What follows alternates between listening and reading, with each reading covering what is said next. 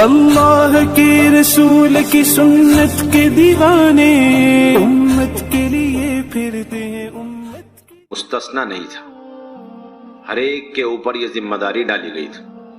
جس طریقے سے مردوں کی ذمہ داری ہے دین کی محنت، دین کی دعوت، اسی طریقے سے خواتین کی بھی ذمہ داری ہے دین کی دعوت اور دین کی محنت.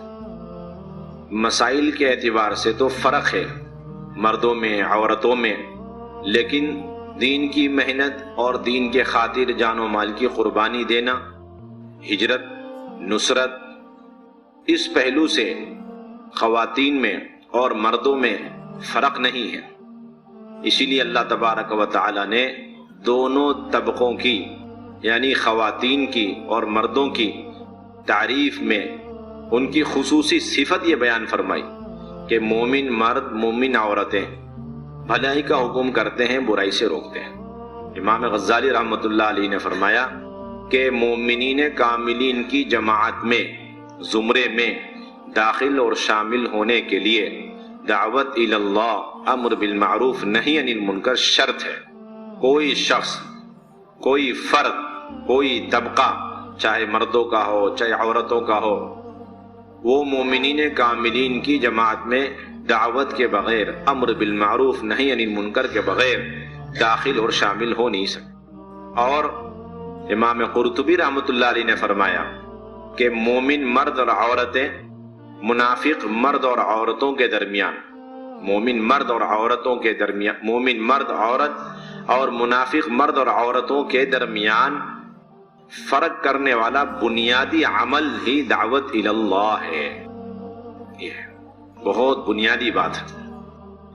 اس لیے کہ اللہ تبارک و تعالی نے جس طریقے سے مومن مرد اور عورتوں کی صفات میں پہلی صفت یہ بیان فرمائی یأمرون بالمعروف وینہون عن المنکر، کہ یہ بھلائی کا حکم کرتے ہیں اور برائی سے روکتے ہیں، اسی طرح منافق مرد اور عورتوں کی صفات میں پہلی صفت اللہ نے یہ بیان فرمائی کہ وہ بھلائی سے روکتے ہیں، برائی کا حکم کرتے ہیں. بالکل ضد ہے ان کی صفات اور ان کی صفات میں، بالکل تضاد ہے کہ منافق مرد اور عورتیں بھلائی سے روکتے ہیں، برائی کا حکم کرتے ہیں، اور مومن مرد اور عورتیں بھلائی کا حکم کرتے ہیں، برائی سے روکتے ہیں.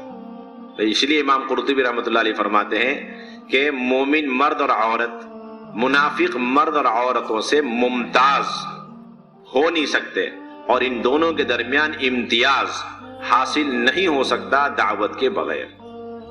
اگر کوئی شخص منافق مرد سے ممتاز ہونا چاہتا ہے تو اس کے لیے بنیادی صفت دعوت اور امر بالمعروف نہی عن المنکر ہے. دعوت سے ہی پہچان میں آئے گا، جب وہ بھلائی کا حکم کرے گا، برائی سے روکے گا، تو اس سے معلوم ہوگا کہ یہ منافق سے ممتاز ہے اور نفاق کی خصلتوں سے یہ محفوظ ہے، اور ایمان کی خصلتوں سے آراستہ ہے. دعوت الی اللہ، امر بالمعروف نہی عن المنکر کے بغیر مرد اور عورتیں اور امت کا کوئی طبقہ ایمان اور ایمان کی حقیقت اور اس کی خصلتوں سے مکمل آراستہ نہیں ہو سکتے، اور نفاق کی حقیقت اور نفاقی خصلتوں سے محفوظ اور بچ نہیں سکتے. یہ بنیادی ذمہ داری دونوں پر اللہ تعالیٰ نے یہ ذمہ داری ڈالی کہ مومن مرد اور عورتوں کی بنیادی ذمہ داری کہ وہ بھلائی کا حکم کرتے رہتے ہیں، برائی سے روکتے رہتے ہیں. اس لیے میرے بھائیوں، دوستوں، بزرگوں، آپ صلی اللہ علیہ وسلم نے بغیر کسی امتیاز کے اور بغیر کسی فرق کے ان دونوں طبقوں کو دعوت الی اللہ پر کھڑا فرمایا، امر بالمعروف نہی عن المنکر کا مکلف فرمایا. آپ صلی اللہ علیہ وسلم کی پوری سیرت ہمارے سامنے ہے کہ جب سے نبوت ملی ہے اس وقت سے لے کر موت تک آپ صلی اللہ علیہ وسلم نے دعوت کے جتنے اعمال تھے، ان تمام اعمال پر جہاں مردوں کو قائم فرمایا اور مردوں پر ذمہ داریاں ڈالی، خواتین کو بھی قائم فرمایا اور خواتین پر ذمہ داریاں ڈالی.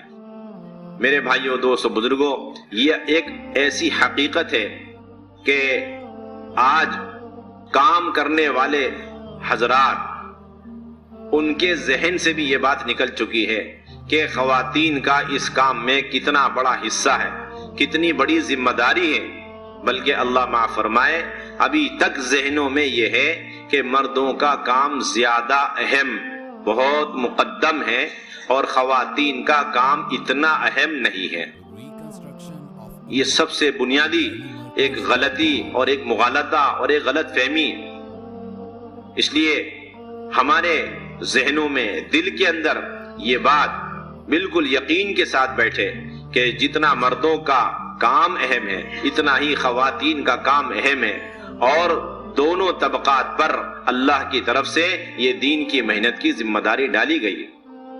دوسری بات یہ میرے بھائیو، دوستو، بزرگوں، حضور صلی اللہ علیہ وسلم کی پوری سیرت ہمارے سامنے ہے کہ دعوت کے جتنے اعمال ہیں ان میں بنیادی عمل اللہ کے راستے میں نکلنا، اس عمل میں مردوں کے ساتھ خواتین برابر شریک رہی روز اول سے۔ حضور صلی اللہ علیہ وسلم کی ازواج مطہرات کا حال یہ تھا، اللہ کے راستے میں اگر حضور صلی اللہ علیہ وسلم نکلنے کا ارادہ فرما لیتے تو ازواج مطہرات سب کی سب شوق سے تیار ہو جاتی، اور آپ صلی اللہ علیہ وسلم ان میں قرعہ ڈال کر جس کے نام قرعہ نکلتا انہیں اپنے ساتھ لے جاتے تھے۔ یعنی حضور صلی اللہ علیہ وسلم کی اپنی زندگی اس سلسلے میں ہم سب کے لیے اور قیامت تک آنے والے ایک ایک داعی کے لیے نمونہ ہے کہ ہر ایک کی ذمہ داری کہ وہ دعوت کی اس سنت کو اختیار کرتے ہوئے اپنی خواتین کے ساتھ اللہ کے راستے میں اس طرح نکلے جس طرح حضور صلی اللہ علیہ وسلم اپنی خواتین کو لے کر نکلتے تھے۔ یہ اصل بنیادی بات ہے۔ ابھی تو کام کرنے والوں میں ہی دو طبقے ہیں، ایک طبقہ وہ ہے جو مستورات کے امور اور مستورات کے کام کے بارے میں مشورے تک محدود ہیں، کہ وہ مشورے دیتے ہیں، رائے دیتے ہیں، رخ بناتے ہیں، لیکن اپنی ذات کے اعتبار سے عملی طور پر مستورات کے اعمال میں ان کا کوئی حصہ نہیں۔ ایک تو وہ طبقہ ہے ہمارے کام کرنے والوں میں، اس لیے ان پر مستورات کا کام کھلتا ہی نہیں۔ مستورات کی نزاکتیں، مستورات کے کام کی اہمیت اور اللہ کے راستے میں نکلنے کے فوائد اور ثمرات، یہ ساری چیزیں ان سے مخفی ہیں۔ اور دوسرا وہ طبقہ ہے جو عملی طور پر مستورات کے کام میں لگا ہوا ہے اور اللہ کے راستے میں اہتمام سے نکلتا رہتا ہے۔ حالانکہ اجتماعیت کے لیے شرط ہے کہ دعوت کے ہر عمل میں ہمارا ہر طبقہ، پرانوں کا ہو نیوں کا ہو، مجتمع ہو کر چلے۔ دعوت کا کوئی بھی عمل ہو اس میں ہمارے سارے طبقے مجتمع ہو کر چلے۔ تو آپ صلی اللہ علیہ وسلم کی خواتین ازواج مطہرات اتنے اہتمام سے اللہ کے راستے میں نکلتی تھی۔ اور میرے بھائیوں، دوستو، بزرگوں، اسی کا اثر صحابیات میں بھی ظاہر ہوا کہ صحابیات بھی اللہ کے راستے میں نکلتی تھی اور تشکیل اور ترغیب کے بغیر نکلتی تھی۔ ایسا اللہ کے راستے میں نکلنے کا ان کے اندر شوق اور جذبہ تھا۔ روایتوں کے اندر ہے کہ آپ صلی اللہ علیہ وسلم جب خیبر تشریف لے جا رہے تھے تو بعض خواتین اکٹھی ہو کر حضور صلی اللہ علیہ وسلم کے خدمت میں حاضر ہوئی اور عرض کیا، یا رسول اللہ صلی اللہ علیہ وسلم، آپ خیبر تشریف لے جا رہے ہیں، ہمیں بھی اجازت دیجئے، ہم بھی آپ کے ساتھ چلنے کے لیے تیار، اور ہم اللہ کے راستے میں نکل کر کھانا پکانا اور کپڑے بننا اور بیماروں کے لیے اور زخمیوں کے لیے مرہم اور دوائیوں کا انتظام کرنا اور اس کے علاوہ ساری خدمات ہمارے ذمہ رہیں گی۔ آپ صلی اللہ علیہ وسلم نے بہت خوشی کا اظہار فرماتے ہوئے انہیں اپنے ساتھ نکلنے کی اجازت عطا فرمائی۔ یہ ایک عمومی ماحول تھا، تشکیل کی ضرورت نہیں تھی۔ معلوم ہوا کہ آپ صلی اللہ علیہ وسلم جا رہے، خیبر کا رخ ہے، خواتین آ گئی اور یہ باقاعدہ کہا، یا رسول اللہ صلی اللہ علیہ وسلم، آپ جس رخ پر تشریف لے جا رہے ہیں ہم بھی آپ کے ساتھ وہاں چلنے کے لیے تیار ہیں۔ یہ چیز مطلوب ہے، اس محنت کے ذریعے ایک ایک خاتون کے اندر اللہ کے راستے میں نکلنے کا وہ شوق اور جذبہ جو حضور صلی اللہ علیہ وسلم کے زمانے میں ایک ایک خاتون، ایک ایک صحابیہ کے اندر تھا۔ اور میرے بھائیوں، دوستو، بزرگوں، ایک بار دو بار نکلنے پر معاملہ ختم نہیں ہوتا، بلکہ سیرت میں یہ بات ملتی ہے کہ صحابیات تسلسل کے ساتھ اللہ کے راستے میں نکلا کرتی تھی۔ یہ کوئی کورس نہیں ہے کہ 3 مرتبہ جلدی سے سحر روزہ لگا کر کے، ایک بار عشرہ لگا کر کے، یا 2 مرتبہ عشرہ لگا کر، پھر چلہ لگا کر، پھر 1 مرتبہ بیرون کا کوئی سفر کر کے اب ہماری خواتین مطمئن ہو گئے اور ہم بھی مطمئن ہو گئے. نہیں، تسلسل کے ساتھ. جس طرح مردوں کا خروج کے کوئی انتہا نہیں، اسی طرح خواتین کے خروج کا کوئی انتہا نہیں. نکلتی رہے، موت تک نکلتی رہے. ام عطیہ انصاریہ رضی اللہ عنہا فرماتی ہیں غزوت مع النبی صلی اللہ علیہ وسلم 7 غزوات، کہ میں حضور صلی اللہ علیہ وسلم کے ہمراہ 7 غزوات میں شریک رہی. بلکہ سیرت میں بعض ایسی خواتین ملتی ہیں جنہیں حضور صلی اللہ علیہ وسلم بڑے اہتمام سے اپنے ساتھ سفر میں لے جاتے تھے، جس میں پیش ام حرام بنت ملحان رضی اللہ تعالیٰ عنہ. آپ صلی اللہ علیہ وسلم جب بھی سفر میں جاتے انہیں اپنے ساتھ لے جاتے. اتنا اہتمام. اور لمبے لمبے عرصے کے لیے خواتین نکلتی تھی. کوئی سحر روزہ عشرہ چلے کا مسئلہ نہیں تھا. لمبے لمبے زمانے کے لیے خواتین اللہ کے راستے میں نکل جاتی تھی. اسماء بنت عمیس رضی اللہ عنہا، قبیلہ اشعریہ کی ایک خاتون ہے، وہ کہتی ہیں کہ ہم خیبر تک حبشہ میں رہے. خیبر تک، خیبر کے فتح ہونے تک ہم حبشہ میں رہے. یعنی جیسے ہمیں معلوم ہوا حضور صلی اللہ علیہ وسلم ہجرت کر کے مدینے تشریف لے آئے، ہم بھی ہجرت کے ارادے سے کشتی میں سوار ہوئے، لیکن مقدر سے ہماری کشتی حبشہ جا لگی تو ہم وہیں رہے. 1 سال، 2 سال، 3 سال، 7 سال، سن ہجری 7 تک یا 8 تک، خیبر کا واقعہ پیش آنے تک یہ مردوں کی اور خواتین کی جو جماعت تھی یہ وہیں پر حبشہ. بلکہ بات یہ ملتی ہے سیرت کے اندر کہ خواتین اللہ کے راستے میں شہادت کے جذبے کے ساتھ نکلا کرتی تھی کہ اللہ کے راستے میں شہادت نصیب ہو جائے. ام ورقہ بنت نوفل رضی اللہ تعالی عنہا ایک بوڑھی خاتون ہے، آپ صلی اللہ علیہ وسلم سے درخواست کر رہی، یا رسول اللہ صلی اللہ علیہ وسلم آپ بدر تشریف لے جا رہے ہیں، مجھے بھی اپنے ساتھ لے جائیں، لعل اللہ یرزقنی الشہادہ، شاید اللہ تعالیٰ مجھے شہادت نصیب فرما دے. ان جذبات کے ساتھ نکلنا اس دور میں خواتین کا یہ مطلوب ہے. سحر روزہ عشرے پر معاملہ ختم نہیں ہوتا، مستقل پوری امت کو حضور صلی اللہ علیہ وسلم نے نقل و حرکت پر قائم فرمایا. یہی وجہ ہے کہ جس طرح مردوں کی قبریں دنیا کے اندر، اسی طرح صحابیات کی قبریں بھی دنیا کے اندر ملے گی. حضرت معاذ بن جبل رضی اللہ تعالی عنہ ملک شام جا رہے ہیں، ان کے ساتھ ان کی 2 بیویاں بھی ساتھ میں جا رہی، اور روایت میں آتا ہے کہ ملک شام میں ایک ہی دن طاعون کی بیماری میں دونوں بیویاں مبتلا ہوئیں، اور ایک ہی دن دونوں کا انتقال ہوا، اور ایک ہی قبر میں دونوں بیویوں کو دفن کیا گیا. یہ سارے واقعات حضرت مولانا یوسف صاحب رحمۃ اللہ علیہ نے پہلی جلد حیات الصحابہ کی آخر میں بڑے اہتمام سے جمع فرمائے. یہ سارے واقعات اس کے اندر موجود ہیں. کتنے غور کرنے کی بات، فکر کرنے کی بات. اس لیے میرے بھائیوں، دوستوں، بزرگوں، پہلی ذمہ داری ہم سب کی ہے کہ ہم اپنے مشوروں میں، اپنے جوڑوں میں اور اپنی فکروں میں مستورات کے کام کو وہ درجہ اور وہ اہمیت دیں جو اہمیت اور جو درجہ مردوں کے کام کو ہم دیتے ہیں. یہ ہم سب کی پہلی بنیادی بات ہے. اور دوسری بات یہ ہے کہ عمل کے اعتبار سے اب تک جو ہم سے کوتاہی ہوئی اپنی اپنی خواتین کو لے کر اللہ کے راستے میں نکلنے کے سلسلے میں، اور اتنی بڑی سنت ہم سے چھوٹی رہی لمبے زمانے تک، اس پر ہم اللہ سے توبہ استغفار کریں. اور اب یہ مجمع عزم و ارادے کے ساتھ جائے کہ ہم جانے کے بعد اپنی اپنی خواتین کے ساتھ تسلسل کے ساتھ ترتیب کے ساتھ بھی نکلیں گے، اور تقاضوں پر بھی نکلتے رہیں گے اپنی خواتین کو لے کر. یہ 2 راستے ہیں خواتین کو لے کے نکلنے کے، ایک صحابہ والا راستہ اور ایک ہماری سہولت اور ہماری کمزوری کو سامنے رکھ کر اس دور کے اعتبار سے ترتیب بنائی گئی. ترتیب تو یہ ہے کہ ہر تیسرے مہینے میں ماہ مستورات سے روزہ لگایا جائے، 2 ماہ مردوں کے ساتھ، اور تیسرے مہینے میں مستورات کے ساتھ وقت لگایا جائے، اور سال میں 1 مرتبہ عشرہ لگایا جائے، اور 3 سال میں 1 مرتبہ چلہ لگایا جائے. یہ تو عام ترتیب ہے، اور یہ ترتیب نئے جوڑوں کے لیے اور نئے لوگوں کے لیے. یہ ترتیب پرانے حضرات کے لیے نہیں، پرانے جوڑوں کے لیے نہیں.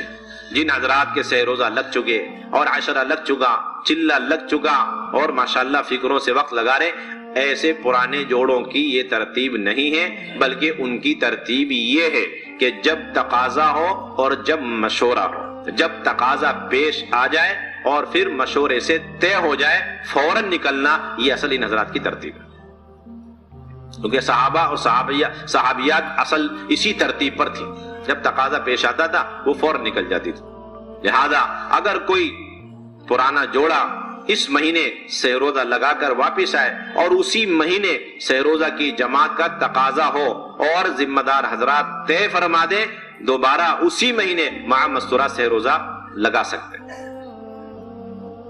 اس مہینے مع مستورات عشرہ لگا کر ہم واپس آئے، اگلے ہی مہینے دوبارہ عشرے کا تقاضا ہے اور مشورے سے طے بھی ہو گیا، آپ اگلے ہی مہینے دوبارہ عشرے کے لیے نکل سکتے ہیں، نکلنا چاہیے، آپ کی ذمہ داری ہے، کیونکہ آپ کی ترتیب ہی یہی ہے۔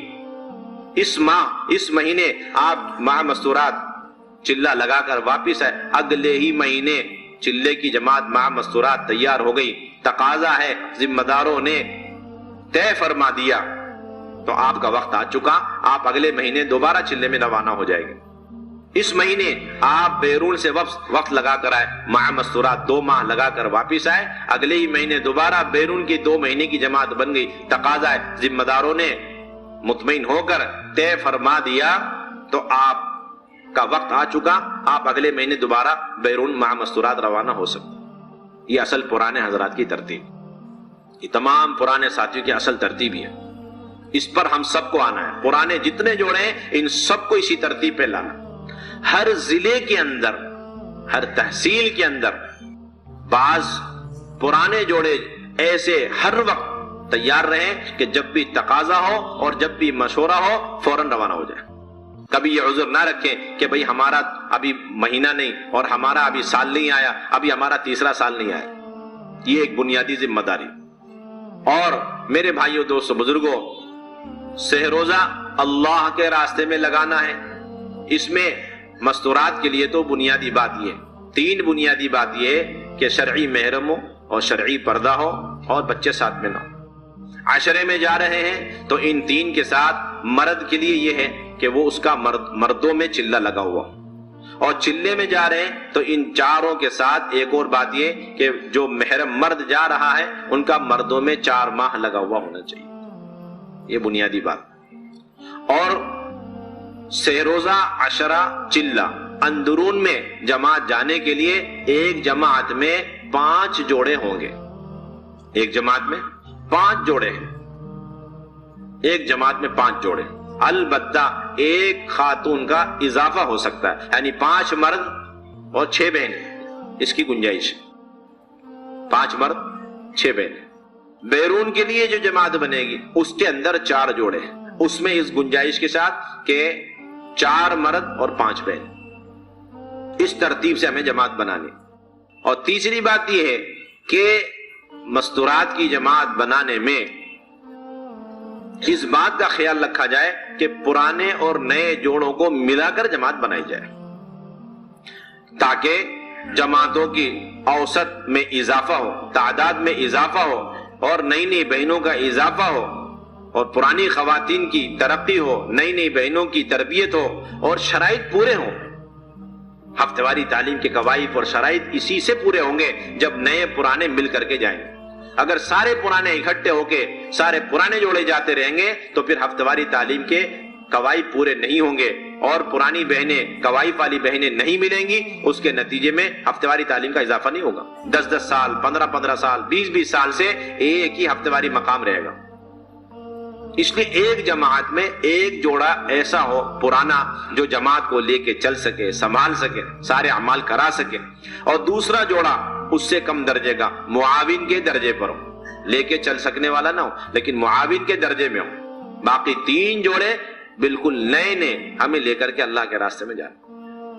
اور ایک اہم بات یہ ہے کہ جماعت سہ روزہ کی بنے، عشرے کی بنے، ان کے سامنے روانگی کی بات، مستورات کی ساری ہدایات ایسی تفصیل سے اور اہتمام سے دی جائیں جس طرح ہم چلے کی جماعت کے لیے اہتمام سے نظام الدین سے دیتے ہیں، کیونکہ 3 دن میں وہی عمل کرنا ہے جو عمل عشرے میں اور چلے میں کرنا۔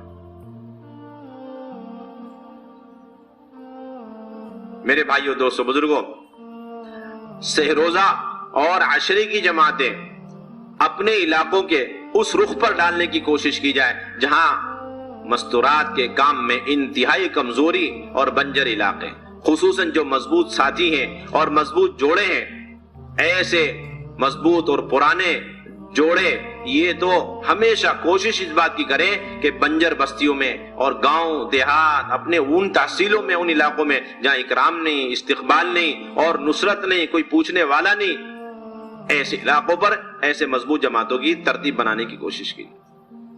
یہ بہت بنیادی ذمہ داری، ورنہ ایک ہی ضلع ہے اور اس میں ایک حلقہ مستورات کے کام میں انتہائی اونچے درجے پر ہے اور دوسرا حلقہ بالکل کمزور ہے۔ میرے بھائیوں دوستوں بزرگوں، آپ صلی اللہ علیہ وسلم کے زمانے میں ایک بہت بنیادی سنت یہ تھی کہ باہر سے جو قبیلہ اور باہر سے جو وفد آتا تھا ان کی تعلیم اور تربیت